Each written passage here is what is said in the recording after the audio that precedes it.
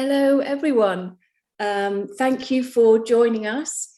This is the session on inclusive arts, or arts for all, ? I'm very excited to be here. I am Dr. Alice Fox, and I've worked a lot with the British Council across. Hello, everyone. Thank you for joining us. This is the session on inclusive arts, or arts for all, ? I'm very excited to be here. I am Dr. Alice Fox, and I've worked a lot with the British Council across the Southeast Asia region on developing inclusive arts capacity in the region. And we've written a book on inclusive arts. So today's session is an hour long. I'm going to start with just a quick overview of, a definition of how do we think about inclusive arts, what is inclusive arts, and what might we do next in the Southeast Asia region. We've then got colleagues from the Philippines, Myanmar, and Thailand with some really excellent case study work of some of the inclusive arts that's been going on already in these countries. We'll then have a panel discussion on what next for inclusive arts in the Southeast Asia region, and we'll have an opportunity to answer some of your questions. So please, while you're listening to the talks, if any questions pop to mind, no question is a silly question in my mind, please do send them forward through to us and we'll answer your questions. So I'll get cracking then with my talk first. Just wait to be getting my slides.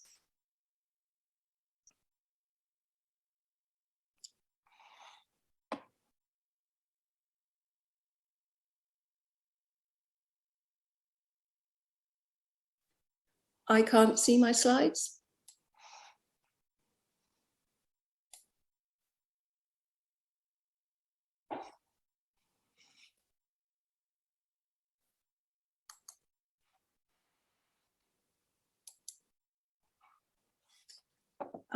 Is this the slides now?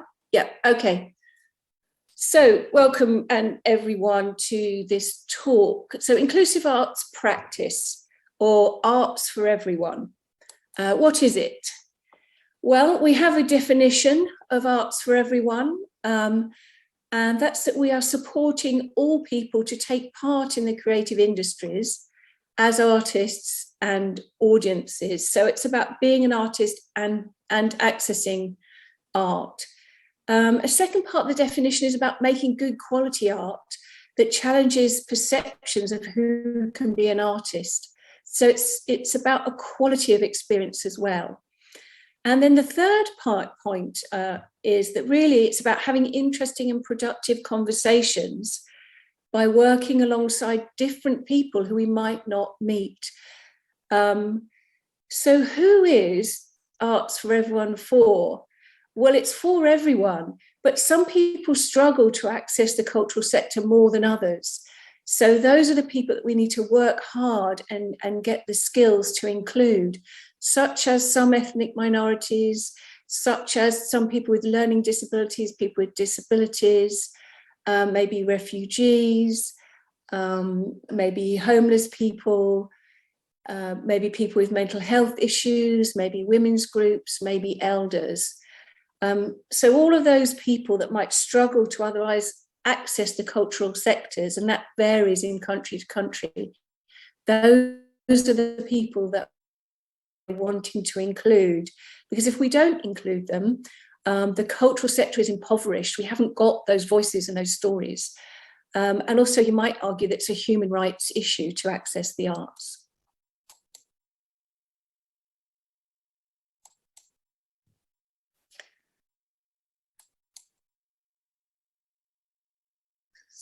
So there's a bit of a time lag on my slide. So there are 5 principles of inclusive arts.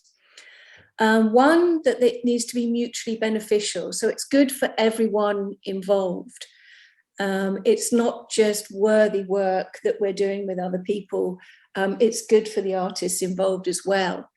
Number 2, a good inclusive arts project, Arts for Everyone project, offers opportunities to develop knowledge and skills. So lots of the people we've been working with maybe haven't had the same opportunity to develop knowledge and skills, the same educational or cultural opportunities. So there's just a learning element.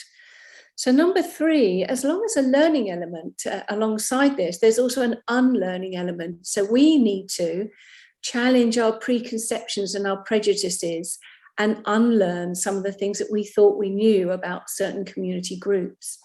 Number 4, we need to offer a platform for voice, experience and ambitions. So the people that we're working with may have experienced a scenario where they don't get heard, their cultural or creative endeavours don't get heard or seen, their stories don't get heard or seen. They might be on the margins. So it's very important to provide a platform. And then again, it's number 5, it's about high quality.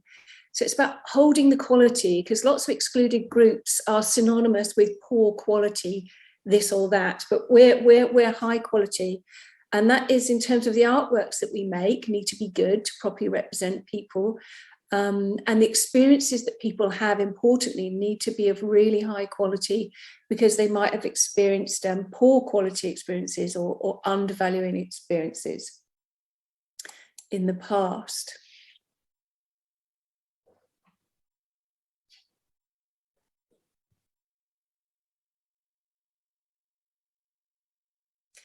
So I thought now I would just show you, what is it? What does it look like? So we know what the definition is and we know what the principles are. But basically, fundamentally, it can be just skills development for people that haven't had much of an arts education. It can be helping people exhibit their work who maybe haven't had the opportunity to exhibit work and have those audiences. You might be using it to support conversations with excluded community groups. These are all projects that I've worked on. This was a group of artists in Kathmandu and taxi drivers who wanted to have conversations about, well, how does living in Kathmandu impact on us as being an artist? So it might be about conversations. It might be more about a provocation. This was a participatory performance we did in Kathmandu. 5 women artists invited 70 people just from the street to walk alongside. And really what we were trying to do there was highlight women's issues. So it might be that you want to use inclusive arts as a provocation.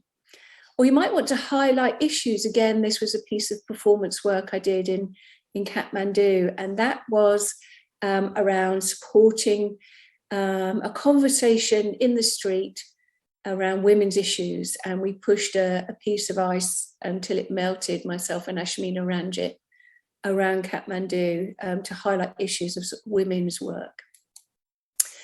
You might want to use inclusive arts to work with elders. Lots of the countries in Southeast Asia have got a kind of growing older population. This was a site-specific performance we did with a group of elders in Taipei. It was called Dreaming About Flying, and we were thinking about flying and some of the people that we'd lost in our lives.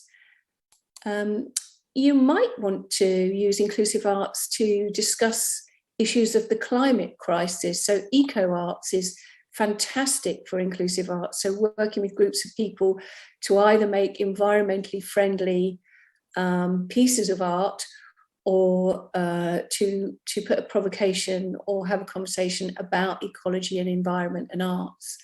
This was a project I did with a group of women in the UK, and we made large sculptures in the woods with only natural objects. And then when these, over time, these sculptures became little homes for little woodland creatures who were struggling to find homes.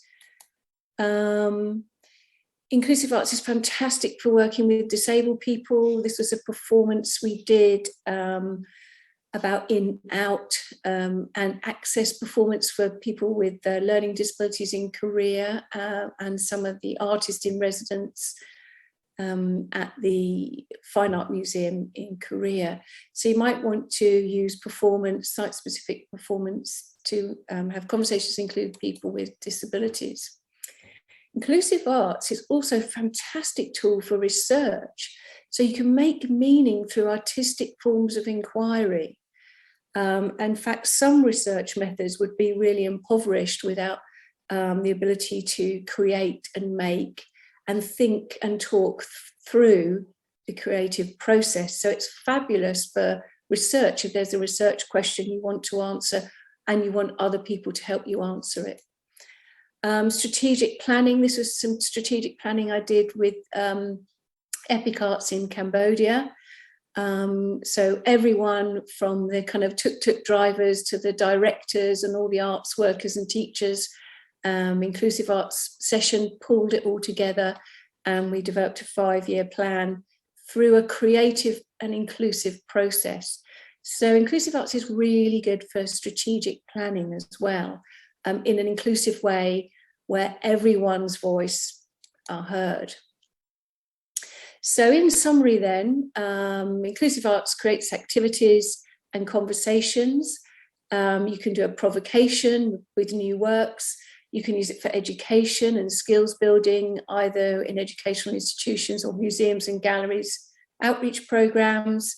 You can use it for cultural development and organizational development. You can also use it for social development and community development, or personal development. And it's also a brilliant tool for research. So you can tell from my talk that I absolutely love inclusive arts. So one of the things we need to do is measure the benefits of inclusive arts, so that we don't just claim that inclusive arts is good for all these things. We can show how the participants that we work with have benefited from inclusive arts. So I suggest you take a screenshot of this slide. I'm not going to go through all of it, but what it does show, and it's a fantastic tool for evaluating your project or setting the aims for your project. And you can see that the areas of benefit from inclusive arts are arts for everyone. It might be personal development, economic and social benefit. There are lots of communal, collaboratively understood meaning. So good to know what it is you're trying to achieve when you set up a project.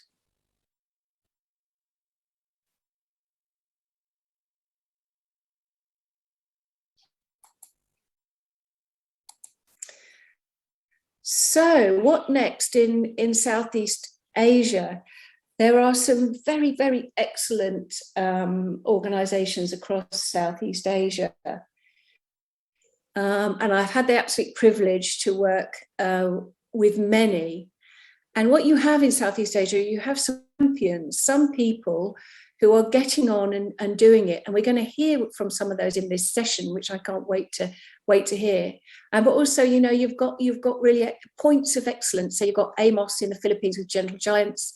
You've got Superhero Me in Singapore with Jean Liu, which is absolutely excellent. And you've got Cambodia, Epic Arts, Sokni. So you've got some champions. So despite things maybe being quite tricky to set up, there are some excellent people across the region setting things up.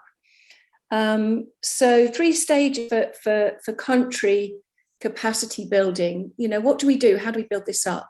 So knowledge exchange through forums, conferences, listening meetings, identifying country champions of the sort we have here today and the ones I've mentioned. I think there needs to be more theory training, co-delivered by the country champions and UK partners. You can do that in person or online.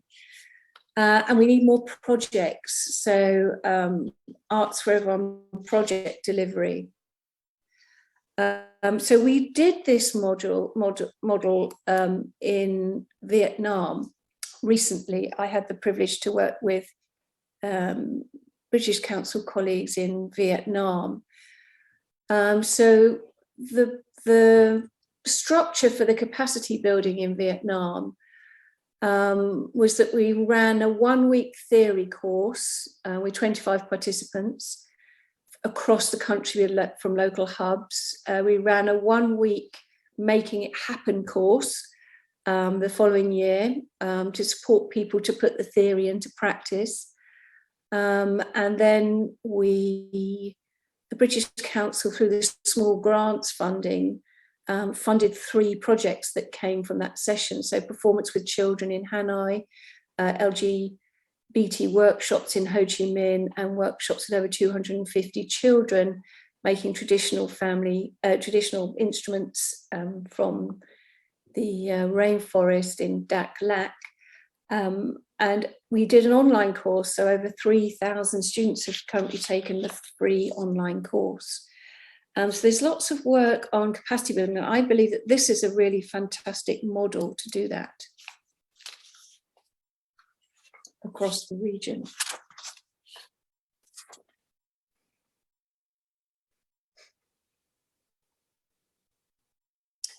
So we've made a start in Myanmar. We had the most excellent Arts for Change forum, where we all got together and we learnt about what each other were doing. And that's the starting point, really, which is why I'm so thrilled to be here today. There's lots of really excellent practices happening across the Southeast Asia region. So it's about kind of sharing practice and sharing understanding. Because although the principles of inclusive arts may remain the same, the practice differs in every country.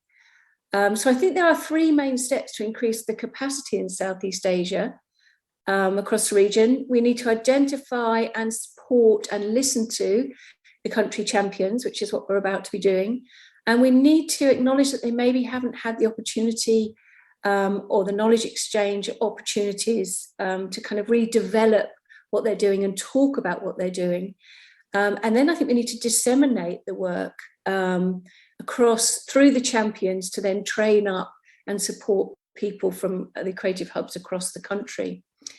And from my point of view, what I'd really like to do and what I'd like to see happen is a showcase to a global audience of the unique contributions that inclusive arts activities in Myanmar, Vietnam, Philippines, Malaysia, Indonesia, Thailand, and Cambodia can make.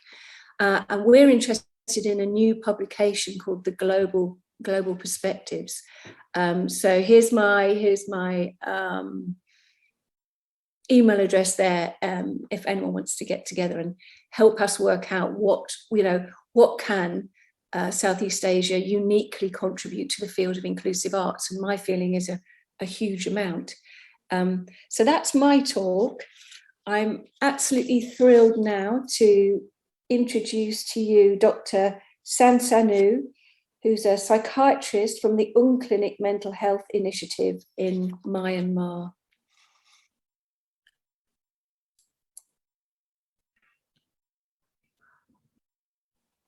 Hello, I'm Sansanu. I'm in 50 female. I'm from Yangon. I'm talking to you from Yangon. I'm still wearing my surgical gown. So that's very nice to meet you all. And I'll start my presentation.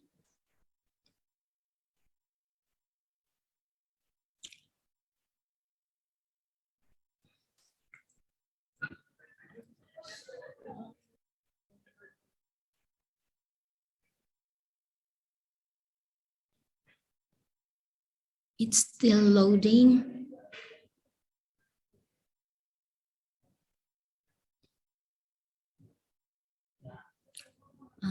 That's still loading. Still loading.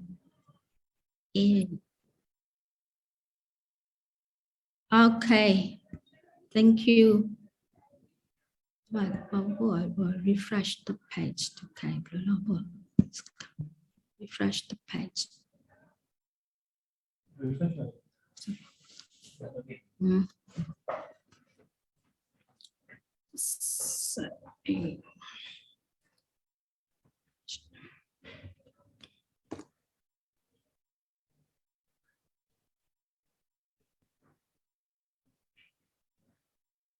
It is refreshed.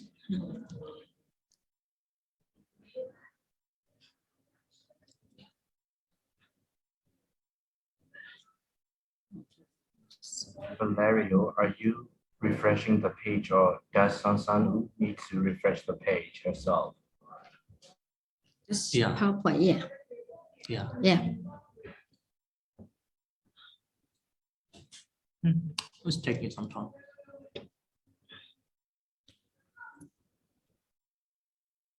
Not yet. It's still loading.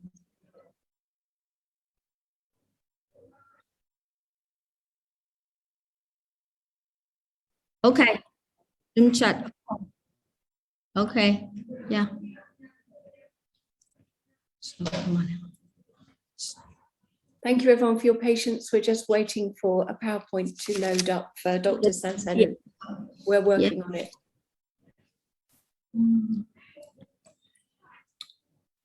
There is something wrong with the IP address.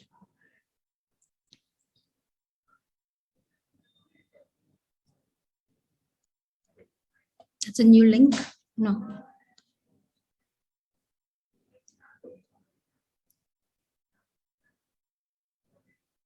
Loading. Okay. Thank you. Okay. Yeah. So yeah. So yeah. So that's the on clinic. That's the community-based mental health initiative space. So there we accommodate the art as the access and the art as the intervention. So the second slide. So we use the disabled art for people with lived experience for right-based and recovery care. So because it helps the persons with lived experience to escape their long-term, lifelong residential, live in the mental institution under the law of 1912 Lunacy Act. It's still practicing in Myanmar.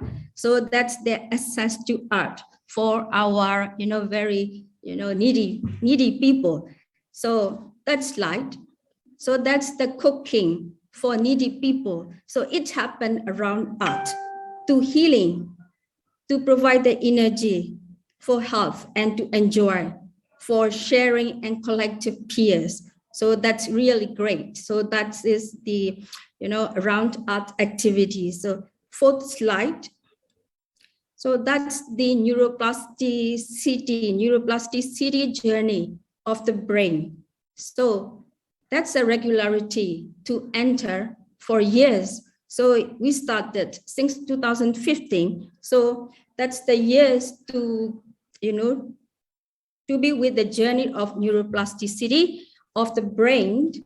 So to adapt, then transform themselves, to grow, to survive, to be health.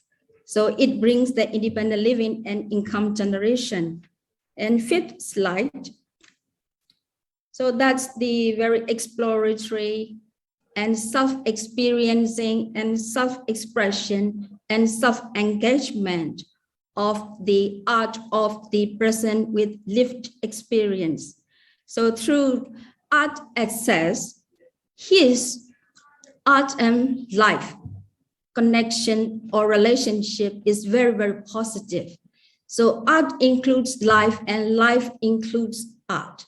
So that's two things, relationship is very, very positive. So he is interested by other people's, that means reaching out other people's and inspiring the other people's as very communicating. So that's the art. That's the art and inclusive art. So sixth slide is the ethnic community theaters. Because we have aligned ethnic groups. So that's ethnic community theater. So art and ethnic around, very visual and body performance and the screaming and singing. So that's the very creative autonomy of the minority inclusion through art.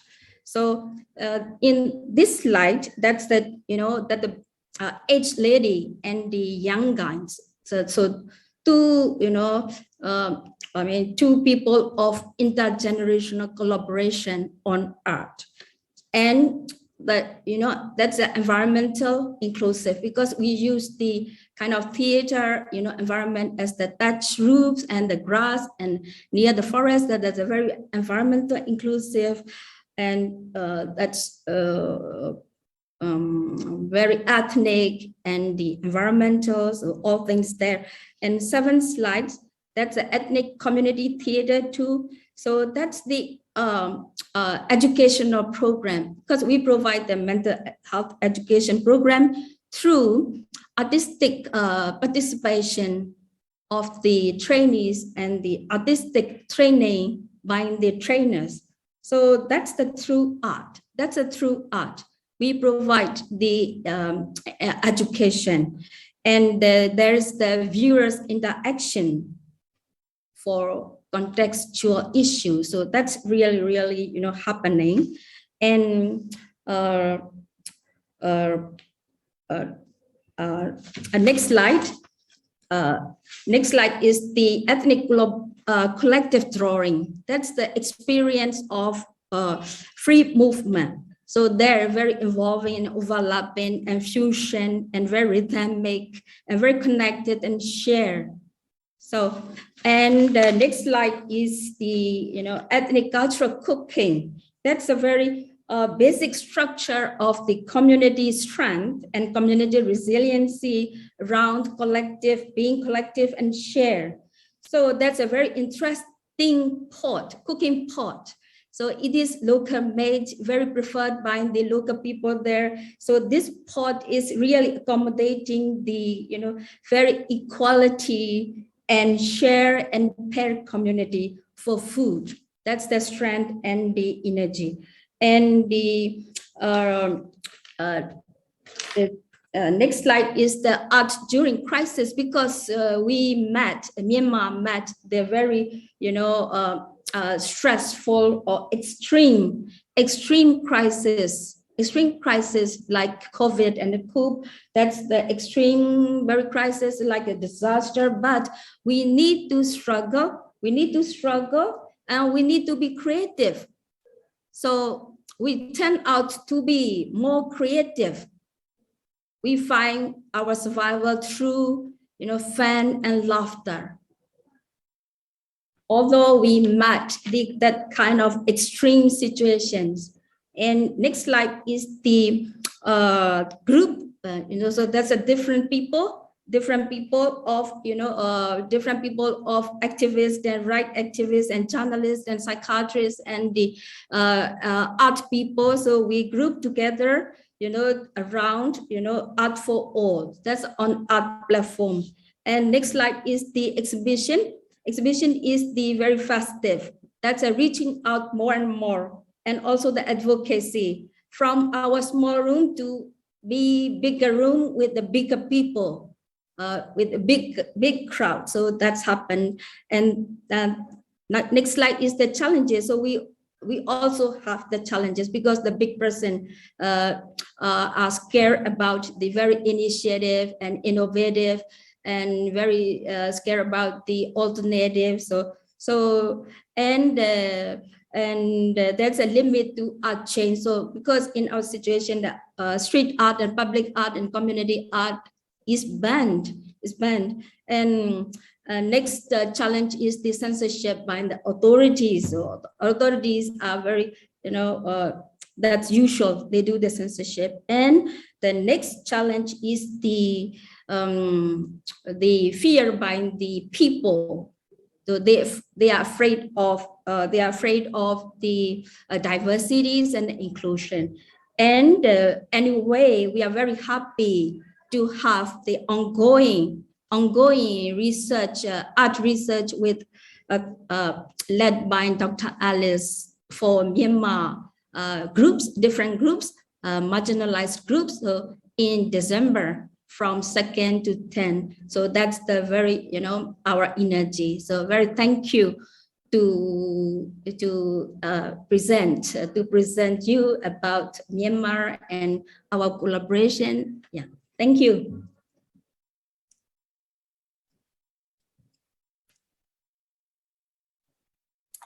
Thank you very much, Dr. Sansanu. The work that you're doing is absolutely excellent, and I've learned so much from you. So I hope everyone also enjoyed your talk as much as I did.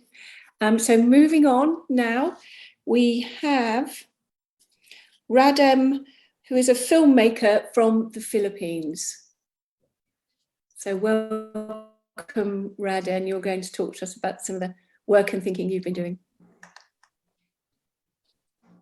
Hello, hi, good day everyone. So I'm Radem Musawa. I'm an indigenous gay Muslim documentary filmmaker in the Philippines, and I also do several type of arts, but most of my common medium is filmmaking, but I also do paintings and all other performances and whatsoever.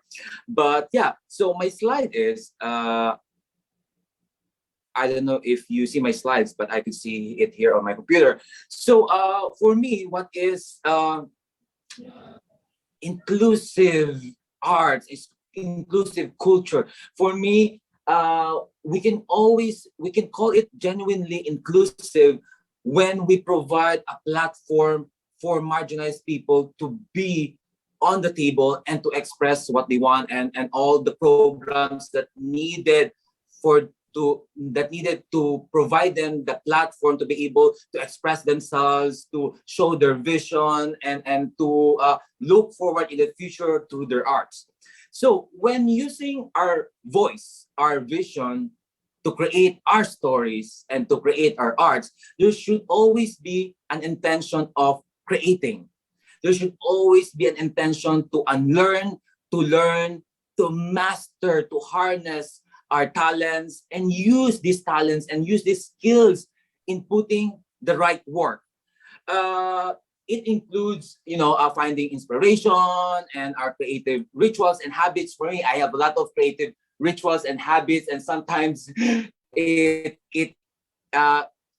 prevents me from hitting the deadline, but it provides, it gives me the avenue, it gives me an opportunity to provide a good quality films or art. So that's my way of doing my ritual.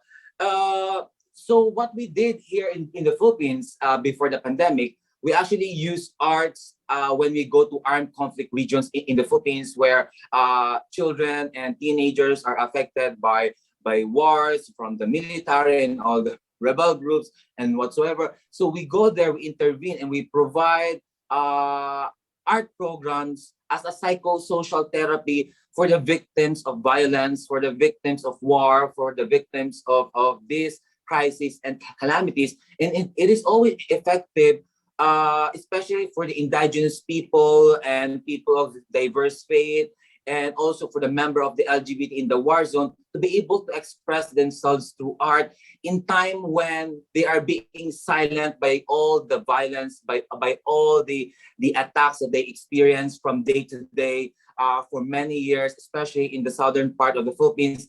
I am from the southern part of the Philippines, so it's always close to home. So most of my programs, my art programs, and especially my films, the theme of my films may it be human rights, art, and culture, I always make sure that I represent and bring the stories of my region, bring the stories of the people who needed the representation, who needed the spotlight, who needed the voice to be echoed. And I think that is I feel like I take responsibility on that, because as a person with intersecting marginalization, I am quite privileged to be in this position, to be able to talk and be part of this event.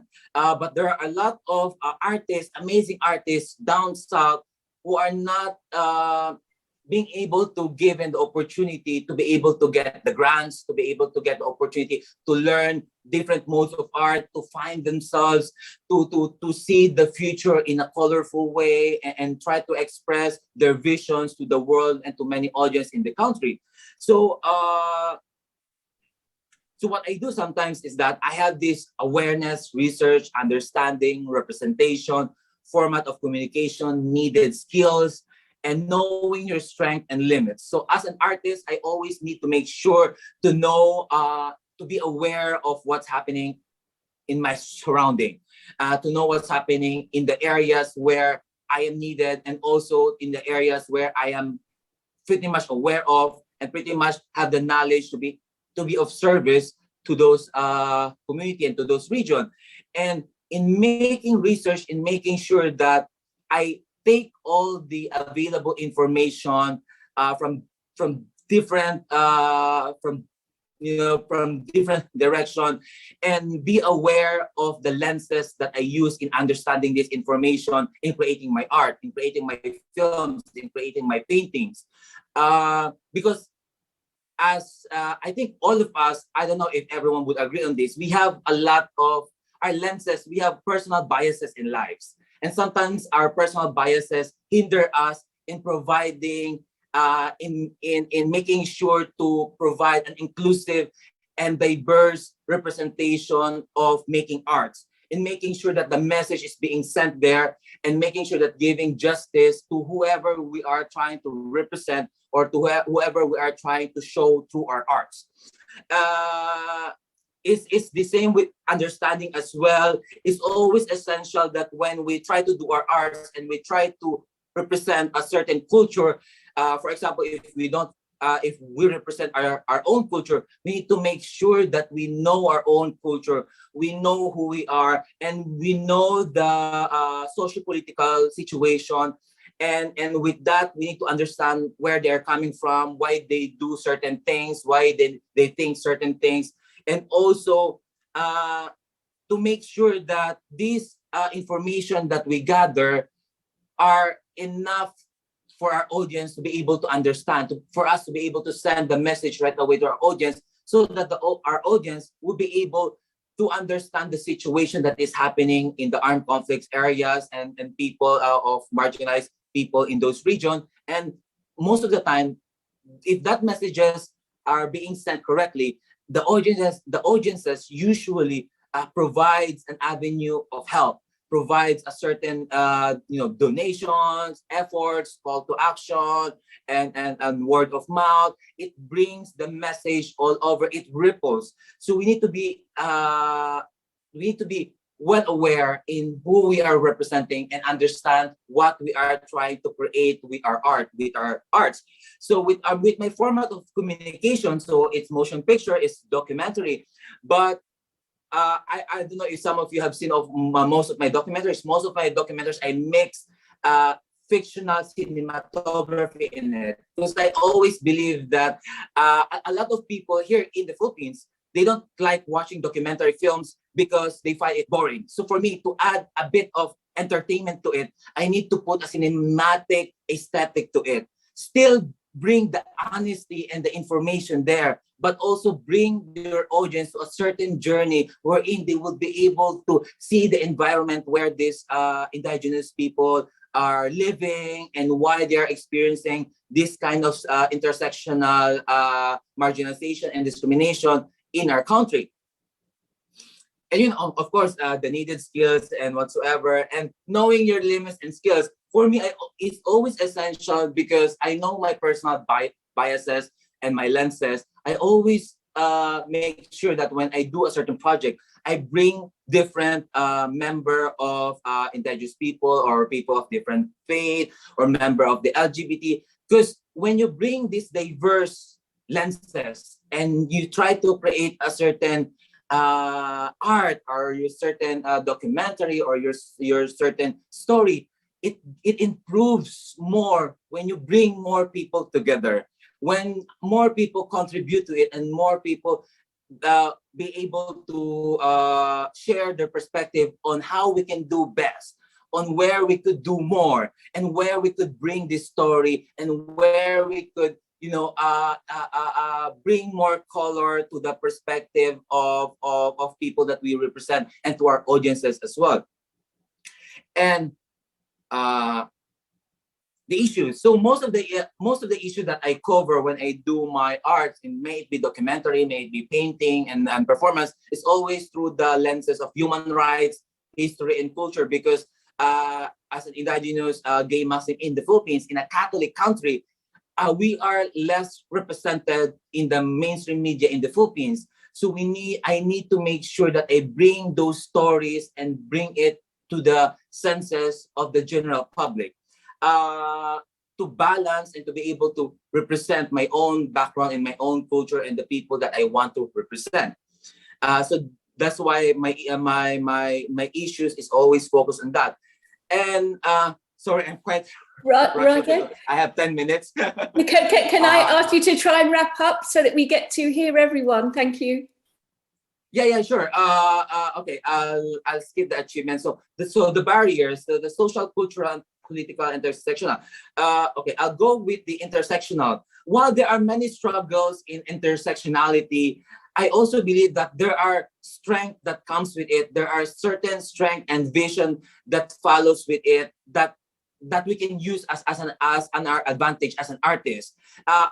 A lot of people think that our intersectional marginalization prevents us from doing art, but actually our intersectionality is the one bringing a uniqueness on the table, a uniqueness on the exhibition, and uniqueness to the new perspective to the audiences that you're trying to bring in. And the structural, the always challenge with artists is always fundraising. Yes, there are cultural and arts grant agencies that provides funding, but also it can also be politicized, especially in the third world country. So you need to also to make sure where and how you would be able to raise funds for you to be able to reach your goal in creating your certain creating your arts. Thank you, So Raden. yeah, so okay. Is it time now? So sorry, so interesting. I'm trying to hold on to the panel discussion and hear for more from you in a minute. Have you got a final sentence before we move on? Yes. Oh, okay. So this is the final sentence. So, like I always said, that as a member of marginalized group with 2 or 3 intersecting marginalization, there will be days of struggles, knowing that what we really want. What we really want to desire that we create in making our arts, but we should always not falter and we should always not despair, because we need to be brave enough and use our intersectionality in making sure that that will be our selling point for us to be able to create a better art and being more inclusive in our making our art. So always be brave on what sets our world on fire. So that's it. Thank you. Thank you very much, Radem. Okay, moving on swiftly. We now have Dr. Mitipat and Sophie, artists from the Spine Party movement in Thailand.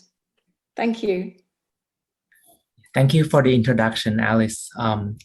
So let me first introduce myself, and Toffee is here with me. Also, we'll be presenting together. So my name is Ong. I'm a dance artist, facilitator and educator with a background in physics. I have been active in Thailand under this name Spine Party Movement, and we have been promoting somatic movement, embodied practices. And today I will talk about my collaborative journey with Toffee, a blind dancer. And through working with him, I got involved in the art inclusion and disability art scene in Thailand. And this year, I was lucky to be commissioned by British Council to collect information about artists in this field in Thailand, which is burgeoning, and we're just starting to come together. And it's a great opportunity for community building, or to open a dialogue as well between us. And so maybe Toffee can introduce himself. Toffee ลองอธิบายแนะนำตัวเองนิดนึงครับ ชื่อทอฟฟี่นะครับเป็นศิลปินที่มองไม่เห็นครับปัจจุบันเป็นนักเต้นครับเป็นพิธีกรรายการทีวีครับแล้วก็เป็นครูสอนการแสดงครับ So his name is Toffee. He's a blind dancer. He also a TV host, and also he teach acting. ครับก็ในส่วนตัวในความสนใจของเราเองครับเมื่อเรามองไม่เห็นครับภาพในชีวิตของเราครับมันค่อนข้างหายไปแล้วก็โดยเฉพาะภาพของร่างกายของเราครับเลยสนใจว่าเมื่อสิ่งนี้มันเกิดขึ้นครับมันจะเกิดความกลัวที่เกิดขึ้นมันเลยทำให้เราครับออกไปใช้ชีวิตข้างนอกหรือออกไปใช้ชีวิตในสังคมค่อนข้างยากเลยมองว่ามันมีวิธีการแบบไหนบ้างครับจะสร้างภาพสิ่งนี้ครับกลับมาให้เราได้ใหม่เราเลยไปเจอการเต้นครับเรามองว่าการเต้นนี่แหละมันจะสร้างภาพในจินตนาการและสร้างภาพในร่างกายใหม่ๆของเราขึ้นมาได้ครับ So for him as a blind person, he feels like he's missing a lot of image and visuals of the world, and also of his own body. So by becoming a dancer or practice dancing, it allows him to access this image and also connect with people. ครับแล้วก็สิ่งสำคัญที่สุดครับสำหรับเราตอนนี้ครับที่ เป็นคนตาบอดด้วยแล้วก็เป็นคนที่ทำงานศิลปะด้วยครับในประเทศของเราเองครับเมื่อเราเป็นคนมองไม่เห็นนะครับเราก็จะเจอข้อจำกัดต่างๆที่คนในสังคมครับบอกว่าสิ่งนี้เราไม่สามารถทำได้หรือมีข้อจำกัดมากมายครับกับความมองไม่เห็นของเราแต่เรารู้สึกว่าสิ่งนี้ครับสำหรับเราเองมันไม่ใช่ข้อจำกัดแต่เรามองว่าจริงๆแล้วเนี่ยในประเทศของเราเองครับมันอาจจะยังไม่มีพื้นที่ที่เหมาะสมหรือว่าวิธีการที่เหมาะสมหรือการออกแบบที่ทำให้ตัวคนที่มองไม่เห็นนะครับเข้าไปสัมผัสประสบการณ์นั้นได้เราเลยมองว่าตัวเราเองครับในสิ่งที่เราทำต่างๆเนี่ยเราอยากที่จะสร้างพื้นที่อยากจะสร้างวิธีการเรียนรู้ที่เหมาะสมหรือเป็นเฉพาะเพื่อให้คนตาบอดครับสามารถเรียนรู้หรือเข้าไปถึงกับสิ่งนั้นได้ครับ So what's important for him as a blind person and an artist is how can we have space and ways to involve disabled people to experience what was deemed not possible for them by outside by other people. Yeah. So yeah, thank you, Toffee. So let me talk about my journey a little bit. It will also, I hope it will reveal about the kind of challenges and obstacle and the process that's been going on with us. So let me pull out the presentation. Is it showing right now? Okay, thank you. Yeah, so I first met Toffee in 2015, where he asked to join my dance workshop, which was based on contact improvisation. He was the only blind participant in the workshop, and because my work is about perception and what we can do with it, how we can move and learn from that. So it was quite. So I let it explore in his own ways. And until 2017, that's when I saw him perform with a physical therapist with my friend, and I got really curious about how my dance practice will meet with Toffee, how he can reveal his world through movement and through dance. So it started with just a simple curiosity I had since then, and so we did a short project of collaboration. And 2018, I got involved in the Nose project, which is an art. So I got to work with Toffee and Sign, who's an art therapist. And in this project, they pair up some creative participants with blind population and build sort of an art practice and community of how to work with blind people. It was organized by the Blind Experience, and I was teaching I was sharing a workshop with this group, and also at the end I got to present a piece that talks about the visual senses with Toffee and another dancer. And in this past project, it was all kind of contained and short-term projects. And recently in 2020 and up to now, we've just had this, I just had this opportunity and recognition from Kelola Foundation, which is a cultural organization in Indonesia, which funded our research on a blind dancing body and create a creative work. And it was an initiation funding that gave me time and resources for development, very special, unlike the previous short-term projects. And in end of October, we started publishing our work in an online gallery called Blind Rituals. So basically, Blind Rituals is an artistic research about the blind dancing body. What if blindness is not a stereotype, but it's an act of experiencing? And through this experience, what can anyone, like the blind or non-blind, can learn through these bodily perceptions? And we built, and in the website, we shared the exercises, kind of ritual exercise and practice of how we can be aware of our body parts, how we trace it in space. And all these ideas come from our kind of closely working together. And also practice with voicing and walking, becoming aware of our walk, and also textures.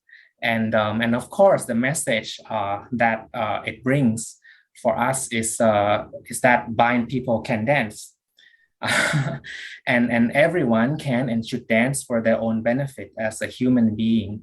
And through this work, we were able to start to articulate the self-development and self-healing aspect of art, which is quite unusual and new in Thailand in a way, whereas like other places it might be more commonplace.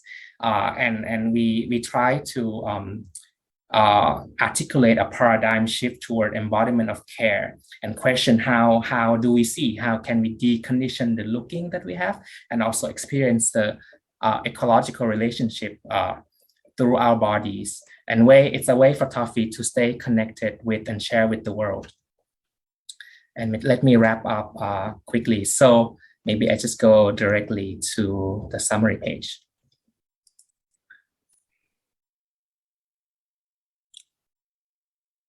Yes, and I wanted to share that one of the main challenges that we've been trying to overcome is we've tried to normalize disabilities to kind of share that the disabled can do and they can afford. And there's a lot of effort in a few groups in Thailand who has done that. So some through groups as like corporate through corporate social responsibility companies like Klong Din Saw or the Blind Experience, who try to demonstrate the idea of universal design or sensory experiential design, and also a social political movement like Disable Me, who use media and content, social content, to share the lives of the disabled. But most of these projects that we have come with, that crosses with us, it's based on a charity model, which is kind of a short-term project funded through CSR programs, which is very useful, but also sort of a compromise because it kind of based on the idea that it's to help, it's for the person who gives this to help. And another obstacle or challenge we found is about how we can normalize art, because there's a big perception, a common perception in Thailand that art is a luxury, it's a spectacle, and it's reflected in art education in school where we focus on techniques and trying to get better. But how can we offer this alternative vision that art is a basic human needs for expression, creativity, and way to imagine collective vision. And also it has this self and collective empowerment and healing aspect that could be useful for anyone. And one of the challenge that we have faced has to do with a shortage of soft and hard infrastructure. Like, so we had a challenge to have a dedicated physical space and transportation and access, and also scheduling, management support, and programmers. So the question is how art facilitators can continue developing the work that has already started in a longer term, and keep providing access for the disabled to come and be part of the process. But also we are lucky to start to have many volunteers and creative people and creative workforce interested in this field. Thank you, Toffee. That's super interesting. One last sentence from either of you, or is that the end? That is the end. I can Thank leave. you very much. Yeah, thank you. Brilliant project. So moving on, we've got 5 minutes. So I'd really like to hear now from the panel what we think needs to be done to make the arts and creative sectors more inclusive in each of your countries. So Dr. Sansanu, would you like to answer that question first? What needs to be done next?